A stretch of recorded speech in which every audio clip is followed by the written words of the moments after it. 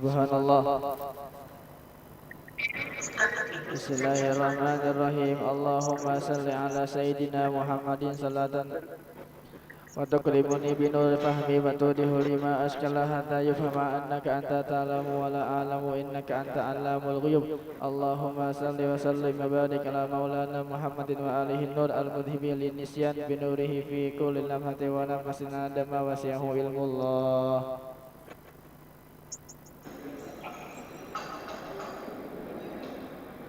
Bismillahirrahmanirrahim. Alhamdulillahirabbil alamin wassalatu wassalamu ala asyrafil anbiya'i wal mursalin sayyidina maulana Muhammad wa ala alihi wa sahbihi ajma'in.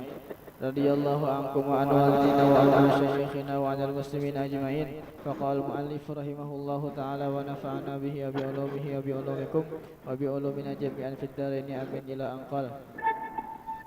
Wa an sayyidina Jarir bin Abdullah radhiyallahu anhu qala qala Rasulullah sallallahu alaihi wa alihi wasallam man la yarhamin nasa la yarhamuhullahu. Wa an sayyidina Abi Hurairah radhiyallahu anhu anna Rasulullah sallallahu alaihi wa alihi wasallam qala idza shalla ahadukum lin-nasi falyukhaffif fa inna fihi mudda'ifa was-saqima wal kabira. Wa idza shalla ahadukum bi nafsihi falyutawwil ma syaa muttafaqun alaih. Bismillahirrahmanirrahim. Alhamdulillahirabbil alamin. Allahumma shalli wa sallim wa barik wa atim ala sayyidina maulana Muhammadin wa ala alihi wa sahbihi ajma'in.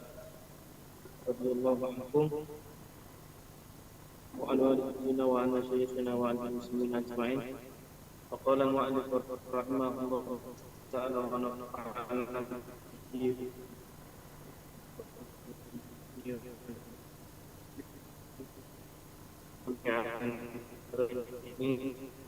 ila anqal wa anna wa ardhna qala berkata siapa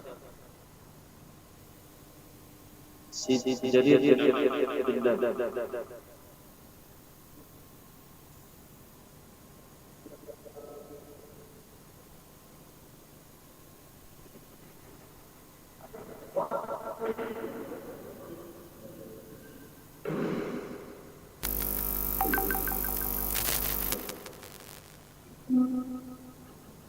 qala Rasulullah sallallahu alaihi wasallam man adapun barang siapa itu la yarham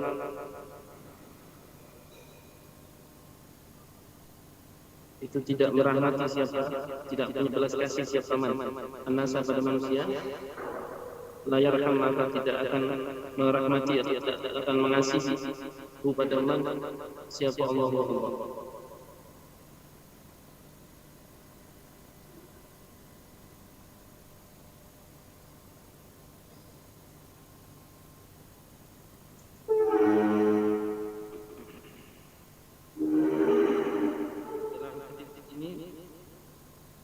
Rasul sallallahu alaihi wa alihi wasallam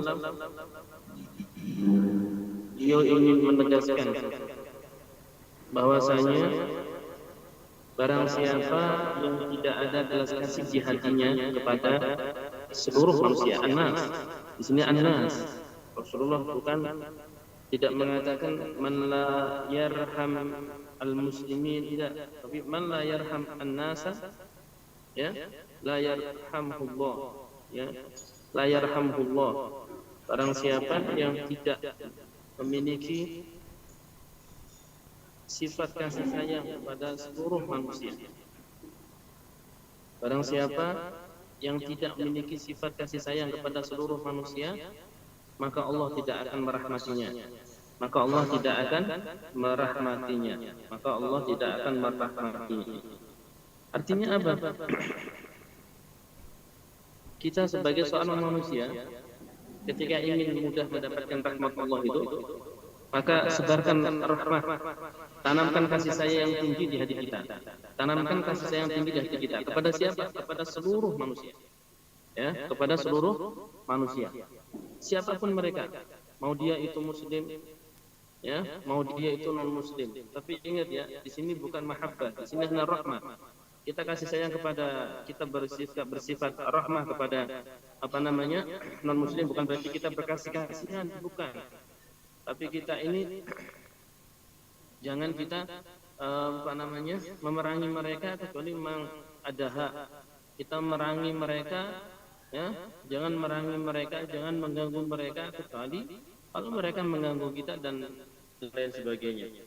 Artinya kita harus pintar-pintar bagaimana kita ini menanamkan sifat kasih sayang kepada siapapun. Kita kasih sayang kepada yang taat, kita kasih sayang kepada yang maksiat. Kasih sayang kepada yang taat memang itu adalah anjuran agama. Kasih sayang kepada orang yang maksiat bukan berarti kita ikut maksiat, bukan berarti kita ini sering ngumpul sama mereka. Kita kasih sayang dengan orang yang suka bermaksiat dengan apa? Dengan kita membantu dia untuk bisa bertaubat kepada Allah Subhanahu wa taala. Berapa banyak orang yang mereka itu hanya kasih sayang kepada orang-orang yang taat, tapi mereka benci orang-orang yang ahli maksiat. Saking bencinya sehingga mereka itu tidak mau mendoakan aja, nggak mau mendoakan baik, malah mereka mendoakan buruk kepada orang-orang yang bermaksiat kepada Allah. Orang yang perlu doa itu, yang paling perlu doa adalah orang yang mereka itu jauh dari Allah Subhanahu wa taala. Mereka terjerumus, mereka tergelincir dalam maksiat. Maka agar mereka bisa kembali kepada Allah itu gimana caranya? Maka kasihani mereka. Kasihani mereka dengan apa? Dengan kita mendoakan mereka, kita bantu orang-orang bermaksiat untuk kembali ke jalan Allah Subhanahu wa taala, untuk bertaubat kepada Allah Subhanahu wa taala, untuk bisa mereka kembali ke jalan yang benar sehingga mereka bisa mendapatkan ridha dari Allah Subhanahu wa taala. Jadi sifat ar-rahmah ini luar biasa. Ya, yang sering kita sampaikan, seseorang itu akan bisa menjadi wali abdal. Salah satu syaratnya itu di dalam dirinya itu harus ada ar-rahmah bi kulli muslim. Ar-rahmah bi kulli muslim. Sifat kasih sayang kepada setiap sesama muslim.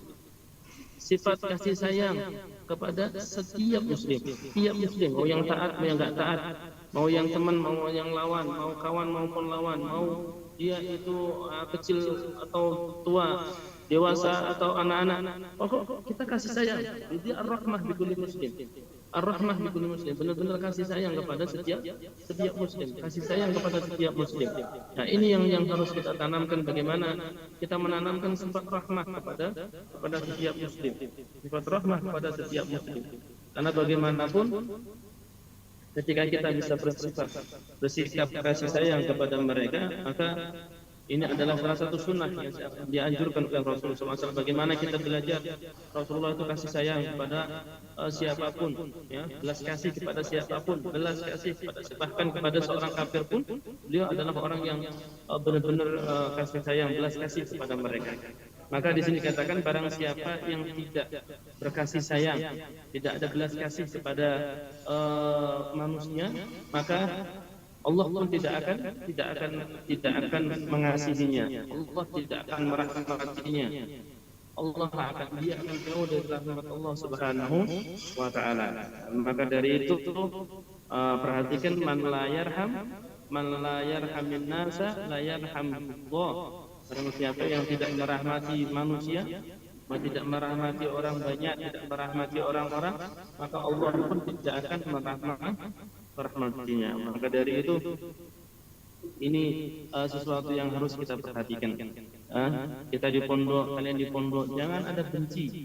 Intinya kita ini hilangkan kebencian di hati kita. Karena kebalikan rahmah itu berarti al-bughd. Ya, kebalikan ar-rahmah ini berarti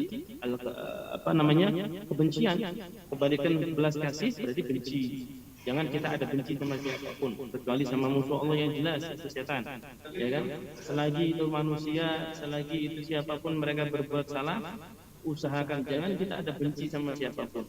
Ya, jangan ada benci sama siapapun. Kata Sayyidina Ali, salah satu nasihat beliau itu jangan pernah ada benci sama siapapun. Biar kita enak. Jangan pernah benci sama siapapun. Apalagi kalau kita benci, kita biarkan, nanti dari benci itu nanti akan ada hasud. Ya, nanti akan ada hasud ini itu.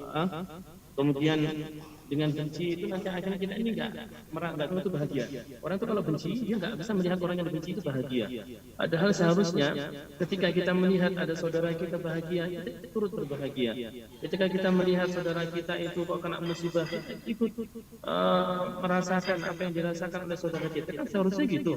Tapi gara-gara ini kita ada benci sama seseorang, kita benci sama orang itu, akhirnya apa? Akhirnya ketika orang itu mendapatkan kesenangan, kita nggak senang karena kita benci sama orang itu. Aku benci banget sama dia misalkan. Maka ketika dia itu mendapatkan, ketika orang itu mendapatkan nikmat, kita nggak suka.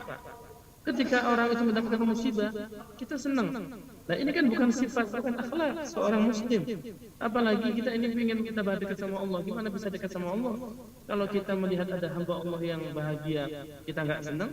Kita melihat ada hamba yang sedang sedih, kita malah bahagia. Nah, itu gara-gara apa? Gara-gara benci. Nggak ada sifat rahmah di hati seseorang. Ketika ada sifat rahmah di hati seseorang, maka ketika orang yang kita kasihani, yang kita belas kasihi, yang kita sayangi itu mendapatkan kebahagiaan, kita ikut bahagia.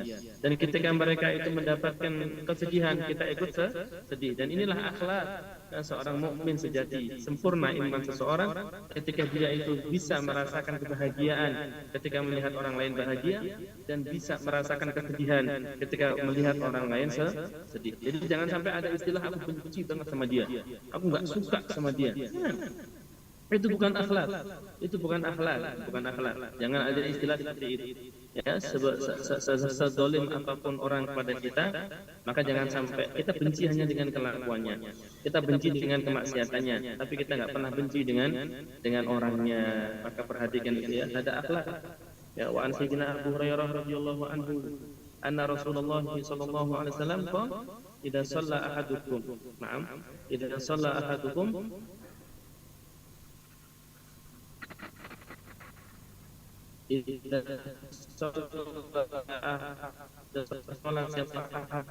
salah satu dari kalian linasi pada siapa ahadukum fa inna fihim, karena sesungguhnya itu di dalam anas ad-dhaif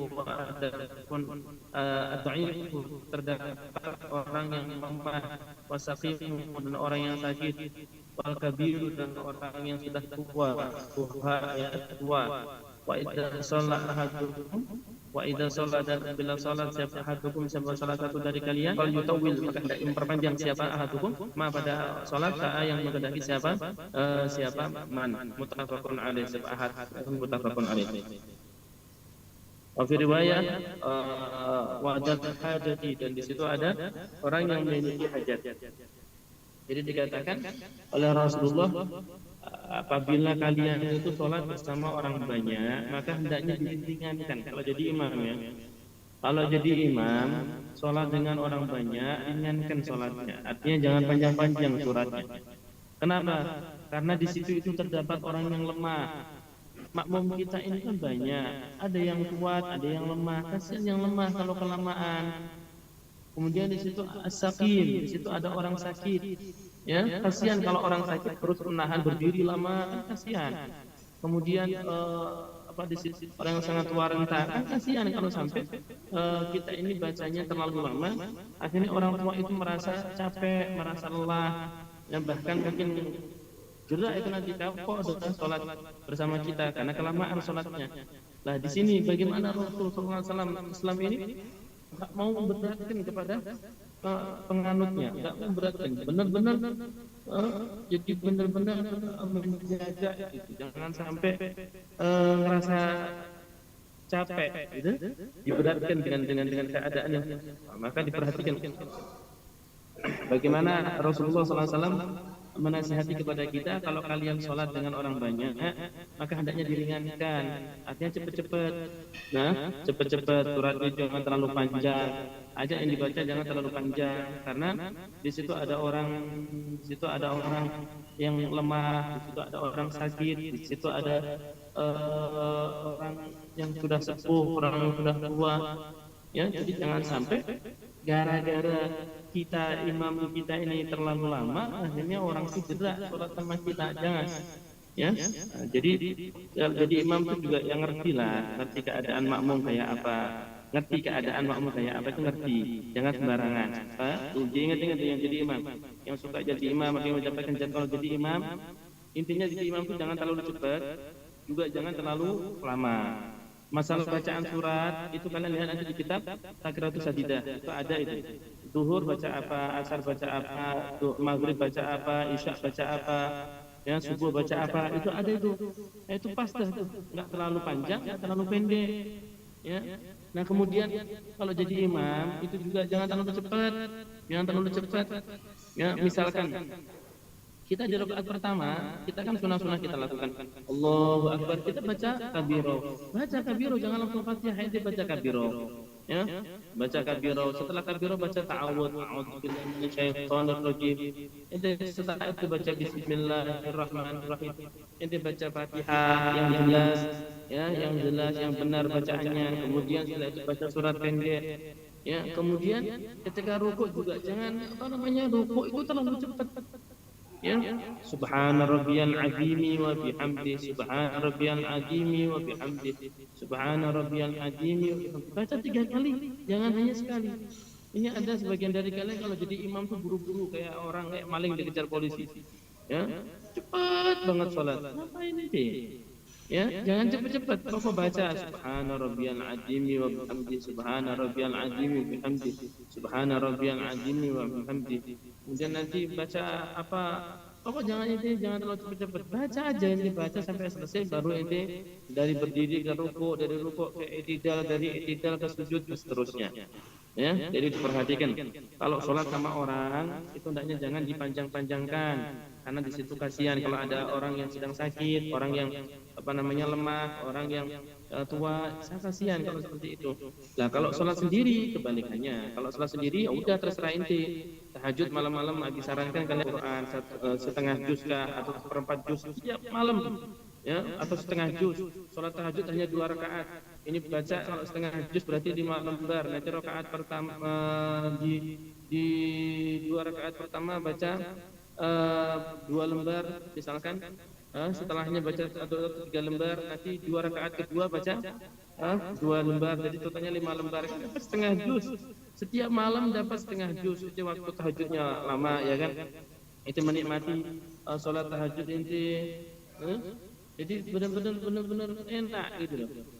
Artinya kalau sholat jangan sampai kita itu memberatkan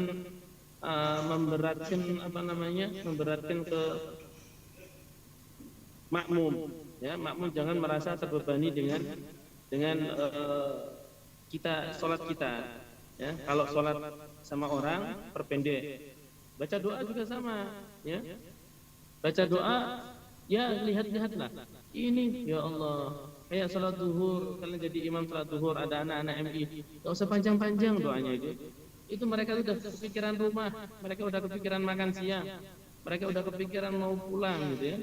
Nanti baca doa lama gitu, jangan, ya. Kalau memang ini makmumnya ini sudah buru-buru, makmumnya mau pulang, ya udah tuh, jadi baca doa yang pendek-pendek. Kalau memang lagi enak situasi keadaannya, kondisinya enak, baca doa yang panjang-panjang. Begitu juga surat, ya. Surat sudah tahu ini pada maulid malam Jumat, maulidnya selesai jam 9 misalkan, maulid jam 9 baru selesai.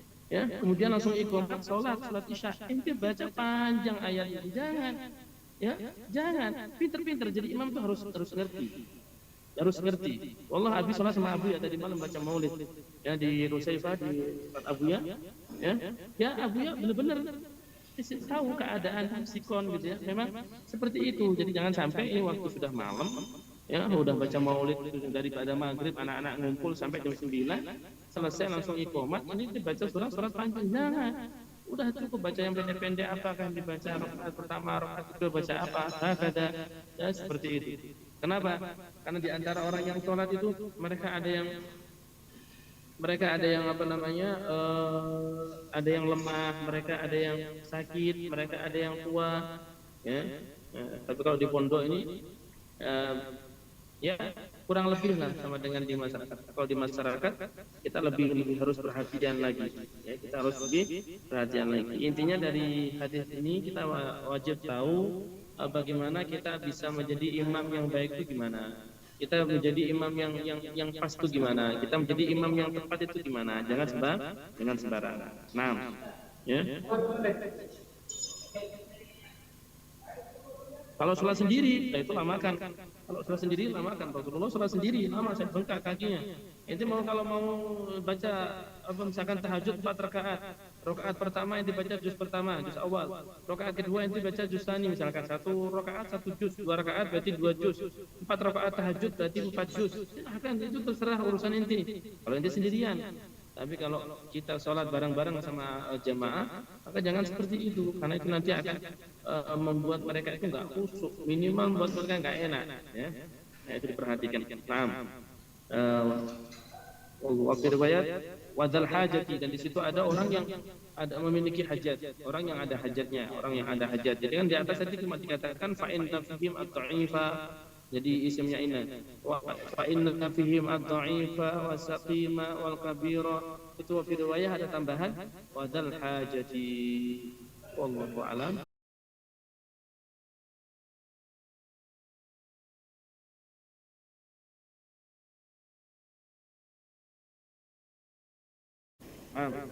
Ikra.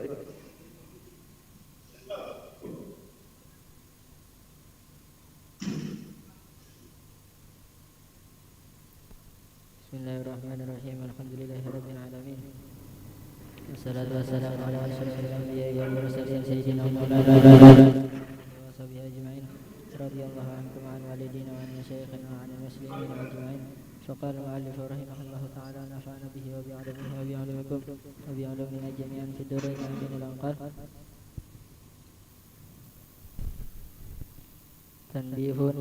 قال الإمام السيوطي رحمه الله في الإتقان: وأما أخذ الأجرة على التعليم فجائز، ففي البخاري إن أحق ما أخذتم عليه أجرا كتاب الله، وقيل إن تعين عليه لم يجوز، واختاره الحليمي، وقيل لا يجوز مطلقا، وعليه أبو حنيفة. وفي البستان لأبي الليث التعليم على 3 أوجه: أحدها للحسبة ولا يأخذ به عوضا، الثاني أن يعلم بالأجرة، والثالث أن يعلم بغير شرط، فإذا أهدي إليه قبل.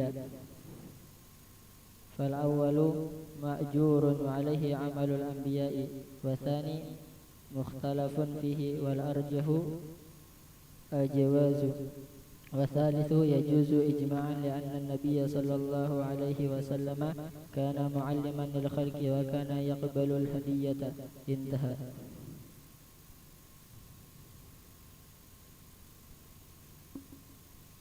Naam. Bismillahirrahmanirrahim. Tanbihun. Qala berkata siapa al-Imam Suyuti rahimahullahu taala fi al-Itqan. Al-Imam Suyuti rahimahullahu taala fi al-Imam Suyuti, beliau mengatakan dalam kitab Al-Itqan, wa amma akhdul ujrati, dan adapun mengambil upah ala ta'limi, atas mengajar, fajaizun, maka itu boleh, ya, maka itu boleh. Jadi Imam Suyuti boleh mengatakan mengambil upah dari mengajar itu boleh, bukan wajib, ya, bukan wajib, boleh. Nah, kalau manhaj Abi, manhaj guru-guru kita, jangan itu jadikan tujuan. Jangan jadikan tujuan. Boleh ini berarti enggak harus kita ambil, enggak harus kita cari, ya kan? Enggak harus kita usahakan, enggak harus kita pastikan harus minta upah. Enggak. Fajaizun, bukan fawajibun, ya. Jadi jangan hanya gara-gara enggak digaji terus kita enggak mau ngajar. Jangan gara-gara kita gajinya telat terus kita enggak semangat. Jangan gara-gara kita nggak digaji terus kita ngajarnya nggak ikhlas, ngajarnya itu nggak semangat, ngajarnya nggak serius, gara-gara nggak dapat gaji, ya. Jadi jangan salah paham. Akhdul ujrah ala ta'lim itu fajaizun, boleh, ya boleh, bukan wajib. Maka jangan sampai upah itu, ujroh itu membuat kita apa? Membuat kita ini jadi menjadikan itu sebagai tujuan kita. Jadi ngajar, kenapa ngajar? Biar dapat duit. Jangan. Maka guru itu bukan profesi sebenarnya. Guru itu memang ya itu anggap aja sebagai kewajiban kita karena kita dikasih ilmu sama Allah. Ya, tugas kita, kewajiban kita menyampaikan apa yang harus kita sampaikan. Ya, jangan menjadikan tujuan. Upah itu boleh diambil. Jadi kalau misalkan ente kalian nanti ngajar kemudian dikasih upah, ambil. Tapi bukan wajib tuh. Kalau ini kan bahasanya wa ma'akutul ujroti. Ya, dan adapun mengambil upah mengajar itu boleh. Bukan berarti wajib. Kalau boleh itu boleh kita ambil, boleh enggak. Kita terima gaji, misalkan mengajar digaji, kemudian kita ambil, boleh. Enggak kita ambil, boleh juga. Ya kan? Jadi bukan sesuatu yang wajib. Kalau sesuatu yang wajib, berarti kalau kita ngajar enggak dikasih gaji, kita minta. Karena itu sudah menjadi hak kita, ya, itu menjadi kewajiban orang yang kita ajari. Kalau seperti itu rusak dah. Rusak. Jadi diingat-ingat, jangan salah paham. Imam Suyuti beliau mengatakan wa amma afdal ujrati ala ta'lim fajaizun. Mengambil upah dari orang yang dari mengajar itu hukumnya boleh, bukan wajib. Apa bedanya? Kalau boleh itu, ya itu bukan tujuan kita. Kita nggak niat untuk nyari upah. Kita ngajar itu ma'alaina ilal balaghul mubin, itu yang kita menunaikan kewajiban kita melaksanakan kewajiban kita yang ngajar, menyampaikan ilmu. Adapun orang misalkan ngasih, ya kita terima, itu hak kita, terserah, ya kan, terserah. Tapi jangan sampai itu jadikan tujuan, jangan menjadikan itu sebagai tujuan, itu yang salah. Perhatikan. Jadi ini orang kadang salah paham. Mereka akhirnya menjadikan dalil ini dalil untuk apa? Dalil untuk minta. Dalil untuk minta. Kalau nggak dikasih marah-marah. Kita tanyakan orang yang ceramah, orang yang ngajar, orang yang menyampaikan tausiah, menyampaikan ilmu, nggak digaji, nggak dikasih amplop, nggak dikasih uang, terus marah-marah, itu tujuannya apa? Tujuannya dakwah ilallah atau mencari uang itu? Mengambil itu mau boleh, jaiz atau wajib? Ya, kok kayak seolah-olah kayak wajib gitu, seolah-olah kayak wajib, seolah-olah kayak wajib, seolah-olah kayak wajib harus. Kalau enggak nanti orang kalau enggak ya berarti enggak jadi ngajar. Wallah hada, ini bukan manhaj guru-guru kita. Ya, Fil Bukhari inna ahaqqa ma aqattum alaihi ajran. Ya, kitabullah. Inna ahaqqa ma, termasuk daripada paling berhaknya perkara aqattum yang kalian ambil alaihi atas ma ajran pada upah, itu kitabullah. Itu kitab suci Allah. Jadi perkara yang paling berhak untuk bisa kita ambil upah, ya, ambil upah atasnya itu adalah kitabullah, Al-Qur'an dan ilmu agama yang lainnya. Tapi bukan berarti di sini kita mewajibkan artinya orang kalau nyuruh kita ngajar ya harus ngasih amplop. Orang kalau nyuruh kita ceramah ya harus ngasih amplop. Kalau enggak ya gimana? Jangan seperti itu, jangan salah paham. Ya, jadi ini adalah motivasi. Artinya kalau misalkan kita bisa ngajar, itu sudah alhamdulillah banget.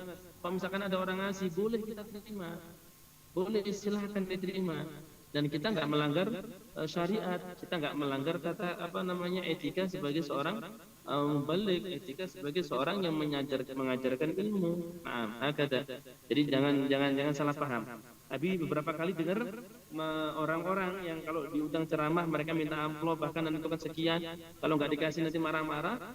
Dalilnya ini dalilnya. Padahal yang dimaksudkan di sini adalah mengambil upah, bukan berarti menentukan upah.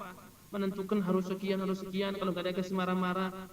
Menentukan, tapi kalau nggak dikasih nggak marah, itu masih nggak terlalu. Ini menentukan, kemudian kalau nggak dikasih marah-marah. Nah ini yang muskilah, ya, yang muskilah. Wakila in ta'ayyana alaihi lam yajuz waqtar al-halimiyu lam yajuz wakila in ta'ayyana alaihi lam yajuz.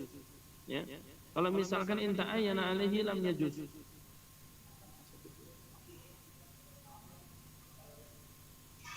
in ta'ayyana apabila In ta'ayyana apabila menjadi wajib alaihi atas man apa akhdu ya, lam yajuz. In ta'ayyana alaihi wa in ta'ayyana apabila menjadi wajib,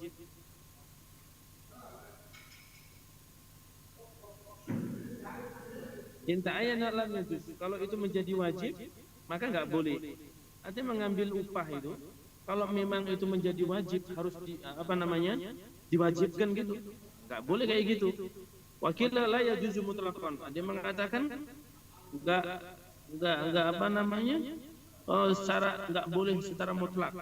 Wa alaihi Abu Hanifah. Kemudian dan kita gimana? Kita anu guru-guru kita. Yang penting kita jangan mengharap, apalagi minta ya kan? Apalagi menentukan, apalagi kalau nggak dikasih marah-marah. Ini nggak dikasih ceramah, ini nggak dikasih telepon sama panitianya apa? Ada yang lupa tuh amplopnya belum dikasih, nggak enak gitu. Jadi jangan seperti itu. Kita ikuti guru-guru kita aja. Di sini boleh, bukan wajib. Ya, silahkan kalau mau diambil silahkan. Tapi kalau nggak diambil ya nggak masalah. Nggak masalah. Makanya kita harus punya pemasukan. Jadi biar kita mengharap dari situ.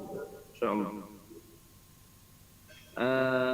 Ahad di sini dikatakan at-ta'limu ala thalathati awjuh. At-ta'limu adapun mengajar itu ala thalathati awjuhin, itu atas tiga bentuk. Ahaduha lil hisbah wa la ya'khudhu bihi 'iwadan lil hisbah. Ya. Atsani an yu'allima bil ujra wa tsalitsu al yu'allima bi ghairi syarat fa idza ahda ilayhi qabila. Fal awal ma'jur wa alaihi amalul anbiya wa tsani mukhtalafun fi wal arjah al jawaz wa tsalitsu yajuzu ijma'an anna nabi sallallahu alaihi wasallam kana mu'alliman lil khalqi wa kana yaqbalu al hadiyah. Ya.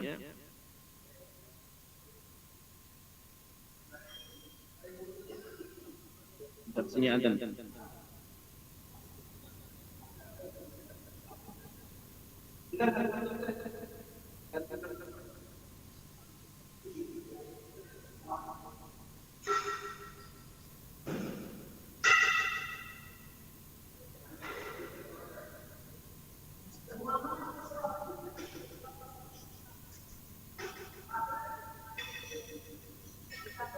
Nah, jadi di sini mengajar itu ada tiga. Yang pertama adalah ahaduha lil hisbah, mengajar untuk menjaga tanggung jawab. Menjaga tanggung jawab. Wala ya'khudhu bihi 'iwadan. Sudah tugasnya gitu loh. Sudah tugasnya. Itu sudah tugasnya. Ya. Maka enggak boleh ngambil iwad, ngambil ganti, ngambil upah. Yang kedua adalah an yu'allima bil ujrah. Yang kedua ngajar ya dengan menentukan upah. Yang ketiga adalah an yu'allima bi ghairi syarat. Jadi ngajar tanpa syarat. Fa idza uhdiya ilaihi qabila. Kalau kasih hadiah ya terima, kalau enggak masalah. Fal awal ma'jur. Maka yang pertama itu ma'jur. Wa alaihi amalul anbiya. Ma'jur dikasih pahala. Ya, wa alaihi amalul anbiya. Jadi ini amalnya para nabi. Mereka tugas mereka mentabligh ya kan, menyampaikan risalah kepada umat. Wa tsani mukhtalafun fi wal arjah al jawaz. Yang kedua, ngajar dengan upah itu gimana? Hukumnya boleh. Ya, hukumnya boleh diperselisihkan pendapatnya itu. Ya. Tapi yang al-arjah yang paling roji, yang paling kuat itu al-jawaz, boleh. Pasal itu ya juzu ijma'an. Yang ketiga, boleh secara mutlak. Ya, boleh secara ijma' itu boleh. Kenapa? Li'anna Nabi sallallahu alaihi wasallam kana mu'alliman lil khalqi wa kana yaqbalul hadiyah.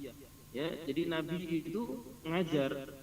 Innama bu'ithtu mu'alliman, kata Nabi ya kan? Innama bu'ithtu mu'alliman. Dan Nabi itu ngajar dan enggak, kalau dikasih ya diterima, tapi kalau enggak ya enggak. Kalau enggak berharap. Ya, kita intinya di mana? Kalian di mana? Yang pertama, itu ya memang mereka para nabi. Yang kedua, kalau ngambil upah itu ada yang mengatakan boleh, ada yang mengatakan enggak. Ya, tapi yang al-arjah boleh. Tapi kita yang ketiga ini loh, ya. Ya, yang watal itu ya juzu ijma'an. Ya juzu ijma'an. Jadi kita enggak mengharap, tapi kalau dikasih terima.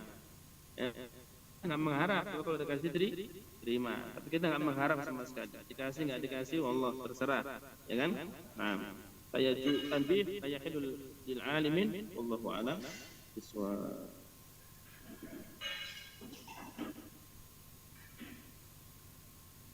Wallahu a'lam bisawab. Ya. Subhanakallahumma wa bihamdika asyhadu an la ilaha illa anta astaghfiruka wa atubu ilaik. Jaga ketertiban ya dengan besar-besar. Jaga ketertiban, kedisiplinan harus bisa menjadi contoh yang baik saat kita. Dan Nabi tunggu yang belum serang di dunia, banat masih berapa orang, banding belum ada sama sekali. Ya, jadi setorannya bukan min awal ila akhir, tapi nanti diacak. Inti misalkan iqra bab dharab, untuk baca bab masdar misalkan kayak gitu diacak. Ya, Nabi tunggu setorannya, setoran dunia diacak. Ya, bukan urut tapi diacak. Nah, Allahu a'lam.